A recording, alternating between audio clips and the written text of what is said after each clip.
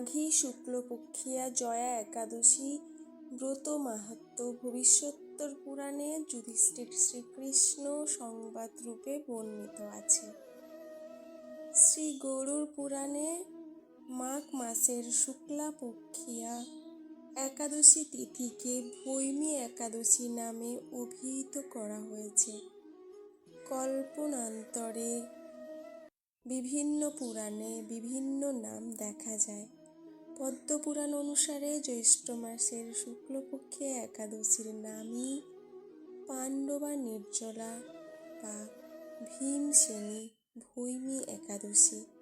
যুধিষ্ঠির বললেন, হে কৃষ্ণ, আপনি কৃপা করে মাঘ মাসের শুক্লপক্ষের একাদশীর সবিশেষ বর্ণনা করুন। শ্রীকৃষ্ণ বললেন, হে মহারাজ, মাঘ মাসের শুক্লপক্ষের একাদশী জয়া নামে প্রসিদ্ধ। এই তিথি সর্বপাপ বিনাশিনী, সর্বশ্রেষ্ঠা, পবিত্রা, সর্বকাম ও মুক্তি প্রদায়িনী। এই ব্রতের ফলে মানুষ কখনো প্রেতত্ব প্রাপ্তি হয় না।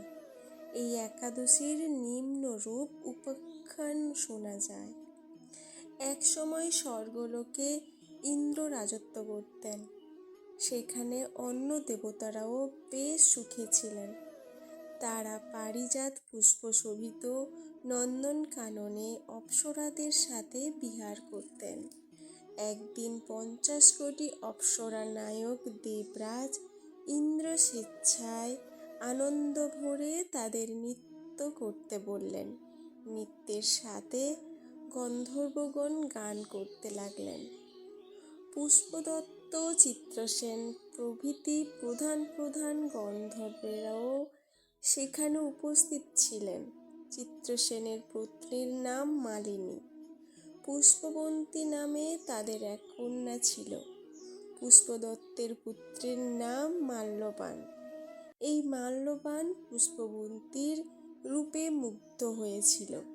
পুষ্পবন্তী পুনঃ পুনঃ কটাক্ষ দ্বারা মাল্যবানকে বশীভূত করেছিল। ইন্দ্রের প্রীতিবিধানের জন্য তারা দুজনেই নৃত্যগীতের সেই সভায় যোগদান করেছিল, কিন্তু একে অপরের প্রতি আকৃষ্ট থাকায় উভয়েরই চিত্ত বিভ্রান্ত হচ্ছিল। সেখানে তারা পরস্পর কেবল দৃষ্টিবদ্ধ অবস্থায় দাঁড়িয়ে থাকল। ফলে গানের ক্রম বিপর্যয় ঘটল। তাদের এইরকম তাল মানভঙ্গ ভাব দেখে তারা যে পরস্পর কামাসক্ত হয়েছে, দেবরাজ ইন্দ্র তা বুঝতে পারলেন। তখন ক্রোধবশে তিনি তাদের অভিশাপ দিলেন, হে মূঢ়, তোমরা আমার আজ্ঞা লঙ্ঘন করেছ। তোমাদের ধিক! এক্ষুনি তোমরা পিশাচযোনি লাভ করে মর্ত্যলোকে নিজ দুষ্কর্মের ফল ভোগ করো। ইন্দ্রের অভিশাপে তারা দুজন দুঃখিত মনে হিমালয় পর্বতে বিচরণ করছিল। পিশাচত্ব প্রাপ্ত হওয়ায় তারা অত্যন্ত দুঃখ ভোগ করতে লাগল।